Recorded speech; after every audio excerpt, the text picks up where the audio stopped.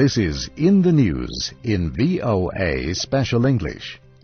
This week, President Bush said he will bring home almost 6,000 American troops from Iraq by the end of the year. He also accepted the advice of his top commander in Iraq, General David Petraeus, for limited reductions by next July. The President said his decisions on troop levels are being guided by the idea of what he called return on success. He said the reductions are possible because his decision to send additional troops earlier this year has improved security. Troop levels in Iraq rose from around 130,000 to nearly 170,000. The President spoke from the White House Thursday night. Senator Jack Reed of Rhode Island answered for the Democratic Party, which controls Congress. He said an endless and unlimited military presence in Iraq is not a choice. He said the Democrats proposed to begin what he called a responsible and rapid redeployment of American troops out of Iraq. A public opinion study by the Associated Press this week showed that almost two-thirds of Americans disapprove of the President's handling of the war. It also showed that 58% believe the troop increase, known as the surge, has not helped the situation in Iraq. The President spoke hours after a bomb killed a local Sunni leader he met during a visit to Anbar last week.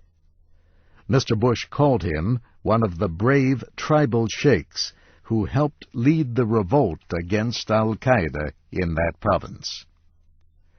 The President again sought to link the war with security at home. He said the nation must succeed for the safety of future generations of Americans. But Senator Reed warned that American interests throughout the world are being damaged. And he said the armed forces are being stretched toward the breaking point. Democrats say the recent troop increase in Iraq has failed to meet what was supposed to be the main goal. That was to give Iraqi leaders the chance to work for political unity. President Bush said Iraq's national leaders are getting some things done. For example, he noted that they have passed a budget and are sharing oil money with the provinces. He said efforts to unite warring groups are making progress locally. As local politics change, he said, so will national politics. Congress wants the Iraqi government to meet 18 political and security goals. On Friday, the White House gave a new report on these goals, known as benchmarks. The Iraqis are making satisfactory progress on 9 of them, it says, one more than in the last report in July. Also Friday, the State Department released its International Religious Freedom Report for 2007. It says that over the past year, the violence in Iraq greatly harmed the ability of all religious believers to practice their faith.